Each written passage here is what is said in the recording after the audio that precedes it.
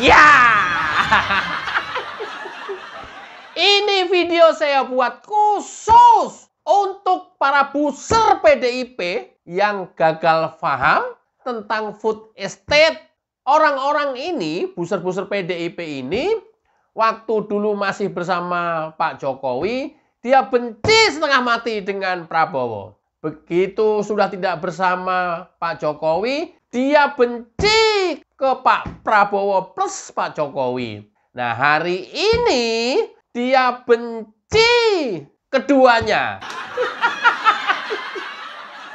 Alhasil, program-program yang Pak Jokowi luncurkan dan sekarang diteruskan oleh Pak Prabowo, mereka gagal paham. Mereka nggak ngerti. Bahkan mungkin nggak ngerti sama sekali. Kenapa kebijakan food estate tapi yang dikasih adalah Menhan, kok bukan Menteri Pertanian? Inilah para pemikir cerdas tapi otaknya pendek. Saya sebutin namanya jangan ya. Pokoknya yang buser-buser PDIP lah. Oh, tahu lah ya, buser PDIP. Apa tak sebutin namanya? Oke, saya jelaskan tentang itu. Simak dulu videonya.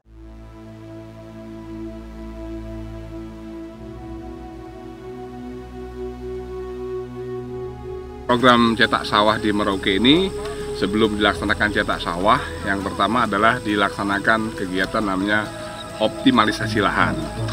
Nah, optimalisasi lahan ini programnya di 6 distrik atau di 6 kecamatan yang ada di seputaran kota Merauke. Ini luasannya sekitar 40.000 hektar, Mas. Nah, 40.000 hektar, syukur alhamdulillah ini yang dari 40.000 hektar sudah tercapai 100%, Mas. Yang dulu yang dari 40 hektar ini rata-rata tanamnya hanya setahun sekali panen. Nah, dengan program optimalisasi lahan, yaitu adanya perbaikan drainase, terus kemudian ada bantuan untuk pengolahan lahan setiap hektarnya 900.000 dari pemerintah kepada para petani, ada bantuan pupuk dan lain sebagainya, sehingga mereka sekarang panennya dalam setahun bisa 3 kali, Mas, 3 kali tanam dan 3 kali panen, Mas. Nah, sekarang ini sedang proses tanam ketiga, Mas. Oke, kalian ngerti nggak? Gua nggak akan jelasin, udah tak potong-potong aja. Ngerti nggak? Program food estate itu kemarin kan kalau di Sumatera di Sumut, kemudian di Kalteng, NTT, dan yang dalam video ini sesuai dengan kunjungan kunker pertama Presiden Prabowo, ini adalah di Merauke, Papua Selatan. Ngerti nggak? Ini yang program food estate, ngerti nggak? Program food estate waktu itu banyak sekali yang memprotes. Jokowi nggak punya konsep tentang ketahanan pangan. Emang yang punya PDIP. Ini khusus buat Rudy S. Kamri yang gagal paham dan nggak ngerti. Ya, dia bilang dalam videonya, dia podcast, pemerintah tidak mempunyai program yang jelas tentang ketahanan pangan. Ya udah, yang jelas PDIP. Bagus tuh. Nah, sekarang food estate sudah mulai menggeliat, sudah bisa dirasakan hasilnya oleh masyarakat, oleh petani, dan sebentar lagi 2-3 tahun menuju swasembada pangan. Ini namanya konsep ketahanan pangan.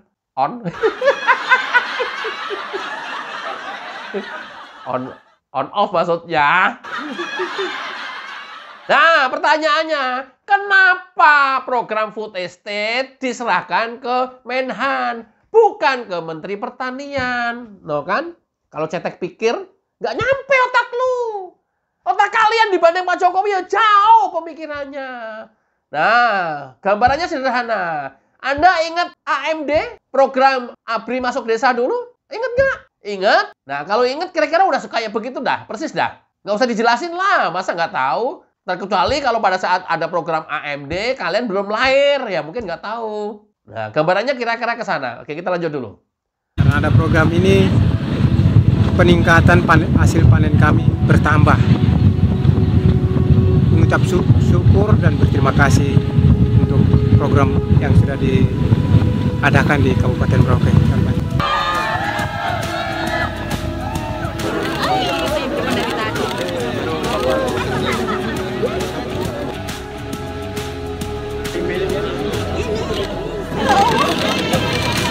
Tiga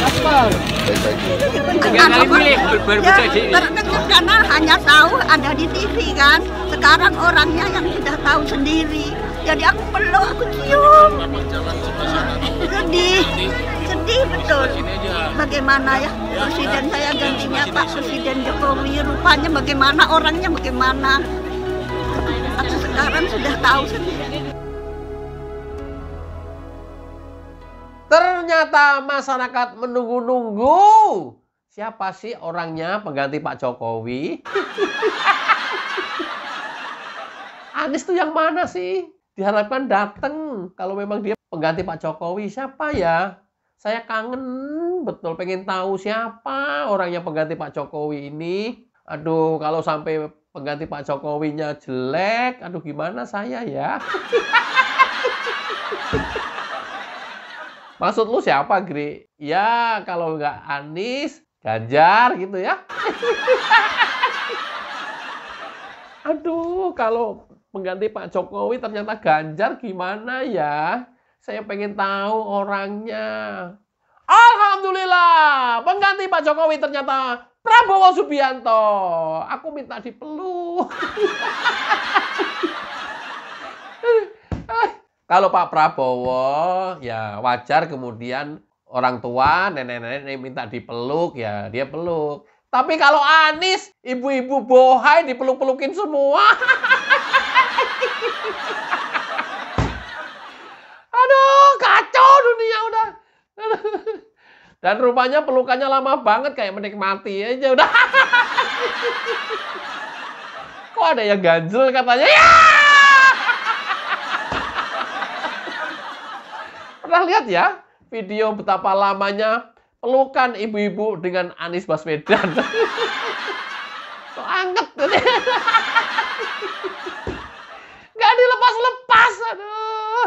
Itulah Prabowo ketika kunker pertama ke Merauke disambut sangat meriah oleh masyarakat Merauke, Papua Selatan. Kunker ini Prabowo memastikan bahwa program food estate berjalan dengan baik. Coba kita lanjut videonya.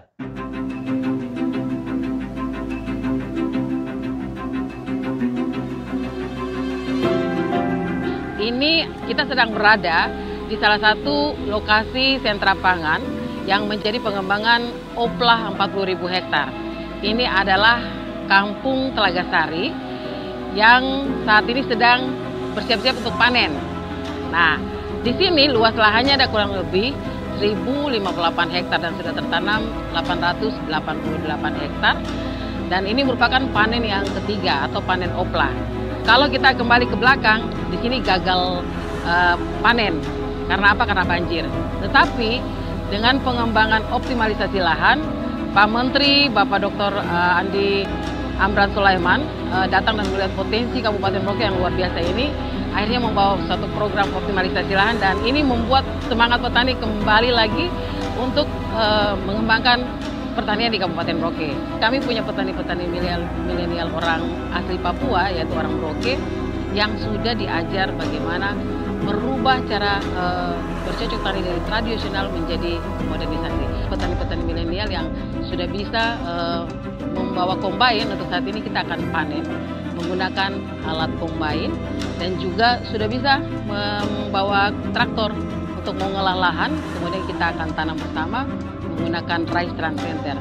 Dan ini merupakan suatu kemajuan di Merauke yang adat istiadatnya cukup kental tetapi merubah cara pandang untuk menjadi seorang petani milenial melalui pertanian, yaitu dengan menjadikan padi sebagai lumbung pangan di Kabupaten Merauke. Rudy Kramri, kamu paham nggak? Kayak gini-ginian kamu ngerti nggak? Ya kalau nggak ngerti nggak usah ikut-ikutan komentar, nggak usah ikut-ikutan ya mencela pemerintah. Ya tapi nggak apa-apa sih. Jadi kelihatan bodohnya gitu. Oi, Rudy Kramri, pemerintah tidak mempunyai konsep ketahanan pangan yang jelas. Udah mau bodong. Nggak nyampe kamu. Aduh, Rudy Kramri, kumis lu gedein lu.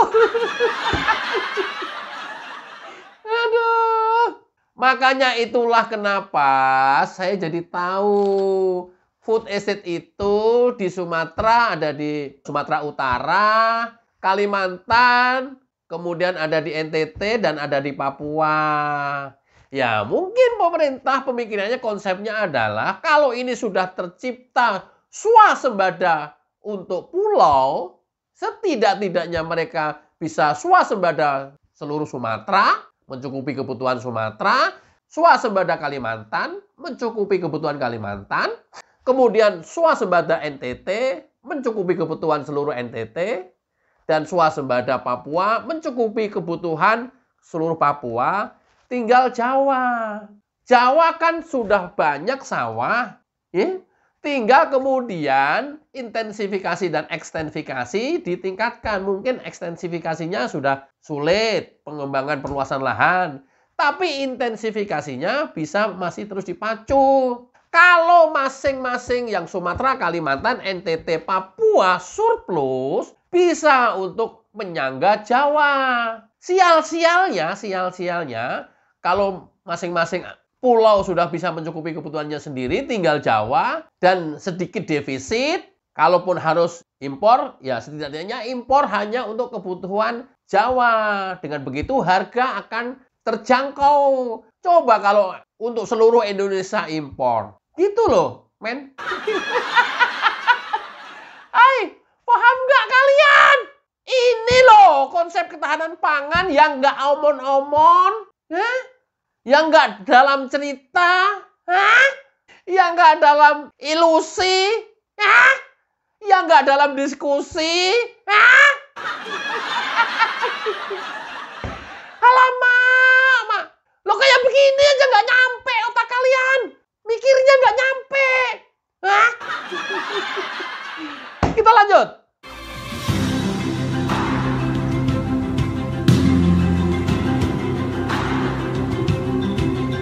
Panen hari ini saya kira cukup baik ya. Jadi kalau lihat dari hasil itu sudah naik sekitar 30%, baik luasan maupun hasil setiap hektar ya. Ini saya kira tahap pertama untuk mereka bertransformasi dari pertanian manual ya, cangkul dan panen secara pakai tangan, ini semua mekanisasi ya. Selain lebih efektif, lebih efisien ya. Saya tadi mencoba mungkin 1 hektar itu bisa 1 jam. Padahal kalau secara manual bisa 2 hari dengan jumlah personil yang cukup banyak. Begitu sekarang panen, giling, dapat uang, langsung lanjutkan. Ya, jangan nunggu lagi beli bibit, ya, pupuk kan subsidi, BBM juga subsidi. Luar biasa kan? Ini loh konsep Jokowi, kemudian sekarang diteruskan oleh Prabowo. Kenapa kemudian kemarin Project Food Estate di bawah Menhan? Ngerti nggak sampai di sini? Karena Menhan mempunyai banyak personil yang bisa diefektifkan. Kalau nggak tahu, sekali lagi saya katakan, saya sampaikan, ingat nggak AMD, ABRI Masuk Desa? Kenapa dikerahkan ABRI waktu itu? Nah, sekarang kenapa Food Estate dikerahkan TNI? Karena secara personil banyak. Woi, kayak begini memahami aja nggak bisa. Pusar-pusar PDIP. Kenapa di bawah Menhan gitu kan? Kamu ketawain kan? Nah, untuk urusan teknis, tetap koordinasinya ke Kementerian Pertanian, Kementan. Kalau begini, memahami kayak begini aja nggak bisa. Memahami kayak begini aja nggak nyampe otaknya. Aduh, kenapa diselimuti oleh kebencian? Kenapa otaknya selalu negatif thinking? Jadi nggak bisa cerah mikirnya. Coba kalau kalian positif thinking, pasti akan cerah cara mikirnya. Karena proyek ini perlu sumber daya manusia yang dalam jumlah banyak. Jutaan hektar luasannya. Manusianya juga harus ribuan bahkan jutaan. Kalau Menteri Pertanian doang nggak mampu handle ini. Itulah Menhan dikerahkan. Begini aja nggak bisa memahami. Sama tak ubahnya ketika COVID kemarin. Kenapa yang dikerahkan juga Menhan? Karena banyak sekali personilnya. Hah? Aduh, kayak begini aja loh, nggak nyampe ngotaknya. Sekarang kita menikmati hasilnya. Rasanya kalau kemarin pidato Prabowo 3-4 tahun sudah bisa bersuasembada pangan. Mudah-mudahan ini 2 tahun sudah bisa bersuasembada pangan kalau trennya seperti ini terus. Karena apa? Yang biasanya setahun hanya bisa sekali tanam, sekarang sudah bisa 3 kali tanam. Nah, usia padi itu kan 3 bulan sampai 100 hari lebih. Ya, rata-rata. Kalau 3 bulan itu 3 kali panen 9 bulan. Sisanya itu buat pengolahan lahan. Ngerti nggak sih kalian kayak gini-ginian? Nggak nyampe kayak otaknya, mah. Sekarang ini dengan pengairan teknis, bendungan di mana-mana, dam di mana-mana, embung di mana-mana, pompanisasi dikerahkan, mekanisasi pertanian dikerahkan, sudah bisa setahun 3 kali panen. Yang biasanya cuma sekali panen, itu pun gagal panen. Ngerti nggak kalian? Nyampe nggak pemikirannya? Otak kalian nyampe nggak yang kayak gini-ginian? Nggak nyampe pasti. Nggak nyampe. Tapi kalau kalian mau sedikit saja berpikiran positif dan berhati bersih, saya yakin juga bisa mikir. Karena kalian hatinya sudah kotor, bahkan cenderung busuk, pikirannya selalu negatif, otak kalian nggak bisa mikir dan nggak nyampe pasti. Yang ada apa? Negatif terus. Gua kasih tahu nih, terutama Rudy Escampri ini. Dan pada umumnya, booster-booster PDIP pada umumnya semuanya. Termasuk Denny Siregar, yang lain-lainnya. Aduh, Mak. Oke, kita lanjut.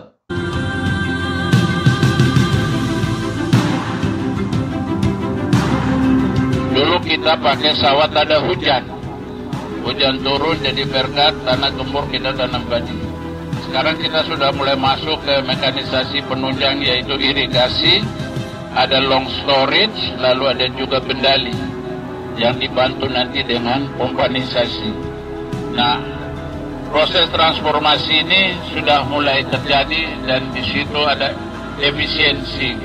Dulu kita membeli, tapi sekarang kita sudah mulai. Sekarang kita menanam, besok kita menjual dan kita dapat duit. Semua bisa terjadi kalau kita mencintai pertanian. Dengan pertanian kita mencapai martabat kemanusiaan. Ingin saya sampaikan ucapan terima kasih pada awal tanam perdana di Gutibob. Saya sempat sampaikan aspirasi saya, yaitu saya sendiri warga asli Kampung Gutibob. Saya minta sama Pak Menteri untuk lahan saya itu direhab. Kemudian lewat tidak sampai 1 bulan langsung alat masuk real. Untuk itu saya mengucapkan terima kasih untuk Bapak sendiri. Kemarin saya juga terima kasih buat Ibu Kadis dan Ibu Habib sendiri langsung datang ke lapangan dan Ibu Kalau sampai di sini kalian masih gagal paham juga, udah kebangetan. Berarti mental kalian, otak kalian udah mental block. Ini kelompok-kelompok booster PDIP. Sekali lagi, kalau sampai di sini kalian nggak paham juga, nggak mau mengerti juga apa itu food estate, nggak mengerti juga kenapa diserahkan ke Menhan waktu itu, kok nggak ke Menteri Pertanian, nggak ngerti juga. Bangun bendungan banyak-banyak buat apa? Nggak ngerti juga. Bangun embung, bangun waduk di mana-mana yang dilakukan oleh Jokowi sebelumnya, nggak mau ngerti juga. Berarti kalian sudah mental block. Artinya apa? Dengan cara apapun sulit untuk dijelaskan dan untuk bisa mau mengerti. Ya, loh kalian kan orang pinter loh. Orang-orang pinter semua loh. Narasinya jago-jago, bagus-bagus. Apalagi Rudy Escampri. Gile. Narasinya keren banget. Ya, pinter-pinter. Dan booster-booster PDIP yang lain, pinter-pinter semua. Ya, kayak Denny Siregar, Eko Kultadi, Jopray, Alifur Rahman, Nina Nur, X Hardi, Yusuf, Begawan, Papa Dimas, ini kan orang-orang hebat semua. Pinter bernarasi semua. Artinya kemampuan intelijensinya untuk menguasai jurnalis tidak pernah diragukan lagi. Segala informasi apapun nggak pernah telat, nggak pernah tidak tersampaikan, dan tidak pernah tidak tahu. Pasti tahu. Loh, kalian mempunyai kecerdasan di atas rata-rata loh. Tapi hanya untuk mengerti kenapa food estate diserahkan ke Menhan aja nggak ngerti. Kenapa kok nggak diserahkan ke Menteri Pertanian nggak ngerti. Ya? Masih bertanya lagi. Kalau Presiden Jokowi itu, atau pemerintahan sekarang yang melanjutkan, tidak mempunyai konsep ketahanan pangan yang jelas. Loh, kalian tahu apa?